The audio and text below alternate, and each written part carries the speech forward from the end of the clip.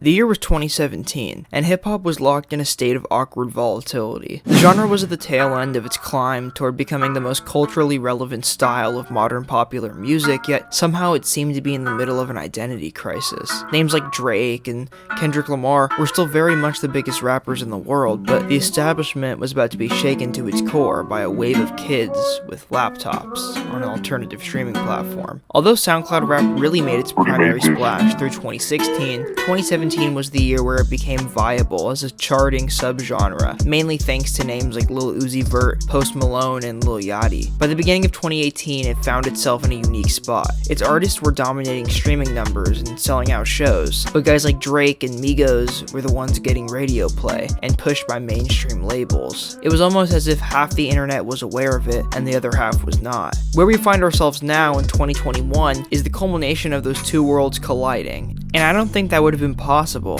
if it wasn't for the gigantic and genre realigning year that was hip-hop in 2018. The year saw blockbuster releases from Pusha T, J. Cole, Drake, J.I.D., Lil Wayne, Migos, Meek Mill, Brockhampton, Saba, Post Malone, Mac Miller, Nipsey Hussle, and countless others. The importance of the year came by way of the slew of different hip-hop subgenres that dominated the charts. Lyrical rap, boom bap, trap, mumble rap, pop rap, and emo rap traded places as kings and queens of the Billboard charts. No one kept its lead for too long. This propelled the overarching genre into a place of creativity, versatility, and stardom that had never seen before. Personally, I feel like the year that was 2018 hip-hop can be boiled down to three defining albums, each of which provided the rap world with a new playground of sound to experiment with and build on. These three albums came from Juice WRLD, Playboi Carti, and Travis Scott, and here's how they changed hip-hop forever.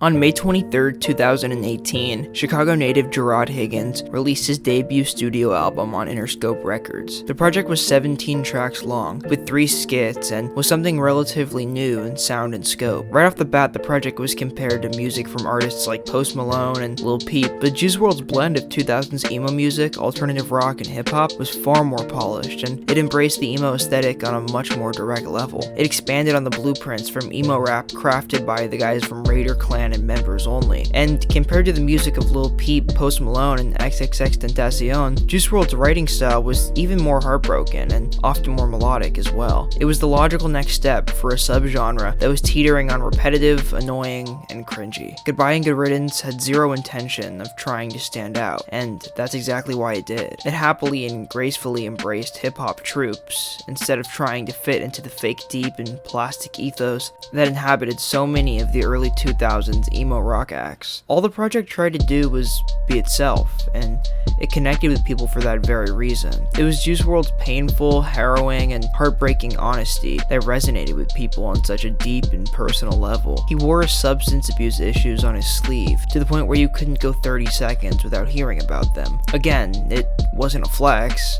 Rather, it was Juice telling his truth, the only way he ever knew how. This energy is translated into current-day modern hip-hop exponentially. Being eccentric, weird, out there, and wearing your true colors on your sleeve is becoming increasingly popular in a genre that was born in the streets of New York, where being yourself could get you shot. Arguably, though, this project's biggest musical accomplishment was that it redefined a subgenre and helped align it with a more specific sound and style. Goodbye and Good Riddance is, quite honestly, the quintessential emo rap album. Juice WRLD has been the hero that emo rap needed, and he's a gigantic reason as to why the subgenre is so gigantic today.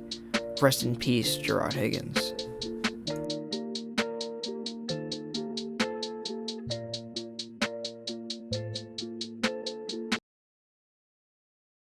On May 11, 2018, Playboi Carti released his second studio album, Die Lit. In more ways than one, the album is the fullest embrace of trap minimalism and absurdity that modern rap has ever seen. The sounds and textures that Carti and Pierre Bourne present on Die Lit are effectively a minimal middle finger to hip-hop heads that refuse to embrace an evolving genre. The production is influenced by electronica, with beats and synthesizer melodies that often sound like they belong in 80s video games tunes rather than 2018 trap music. However, the vocals are truly what make Die Lit such an important moment in the timeline of modern day hip-hop. As I said before, Carti consciously embraced absurd, outlandish, and ridiculous vocal stylings all over Die Lit.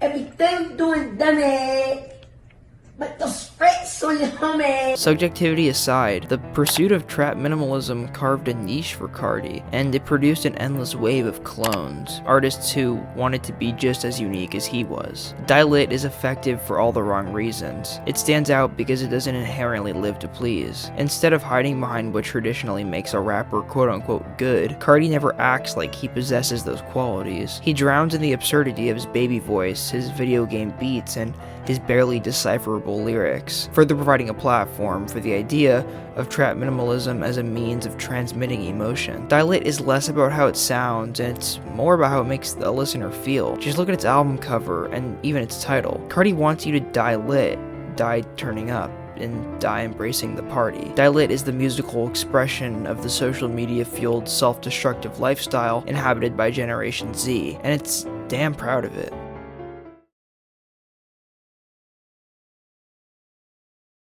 On August 3rd, 2018, Travis Scott released his third studio album, ASTROWORLD. On first impact, this album is larger than life. Its embrace of neo-psychedelia and the chopped and screwed sounds of classic Houston hip-hop make it somewhat of an anomaly. Similar to the way in which Scott's mentor Kanye West recorded his 2010 opus, My Beautiful Dark Twisted Fantasy, ASTROWORLD was recorded will hold up in Hawaii in a very collaborative fashion. The two albums have a shared ethos. They both boast sounds that are unbelievably detailed and vast. ASTROWORLD's long list of collaborators are a gigantic part of what makes it sound so gigantic. Mike Dean, Sci-Hi the Prince, Frank Ocean, Hit Boy, Tame Impala, John Mayer, Drake, Juice WRLD, Sheck West, Pharrell Williams, and countless others played part in the making of ASTROWORLD. Many of these features are people you wouldn't expect to traditionally work with Travis Scott. In direct contrast to the previous album we discussed, ASTROWORLD is a true embrace of hip-hop extravagance. Based on a closed-down amusement park from Travis's hometown, the project sets out to describe a setting, a place that, while littered with fun and good times, can quickly devolve into overglorification, and in real life that translates to things like drugs and sex addiction. In alignment with the maximalism that ASTROWORLD is musically, Scott set out to make it not just an album, but an experience. ASTROWORLD is a music festival, it's a clothing line, it's an environment, and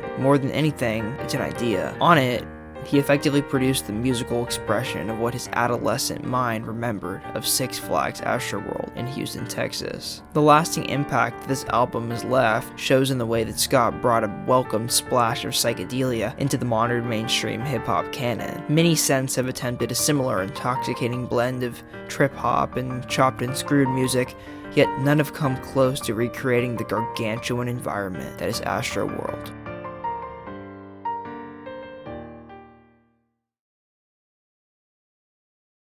Goodbye and Good Riddance, ASTROWORLD, and Die Lit are only three of the countless 2018 albums that jump-started the modern domination that hip-hop has on popular music. The genre effectively influences almost every track in current mainstream and charting music. It's why we now hear things like 808s and thin electric hi-hats in instrumental pop music. Hip-hop is everywhere, and there's no getting around it. The genre has spawned the birth of so many musical movements and captivating subgenres that its foothold on the charts show no sign of slowing down. But what's next for hip-hop? The truth is, nobody knows, and if they say they do, then they're lying. Because I can tell you, what someone like Playboi Carti is currently doing, it's not predictable. And the fusion of rap with emo music or neo-psychedelia is something that I don't think most people saw coming, and those are only a few examples. Who knows what's coming down the line? When art becomes so big that anyone can redefine it by simple virtue of its scale, that medium becomes infinite. At this point, rap is infinite, and I'm eagerly anticipating the arrival of whatever it becomes next.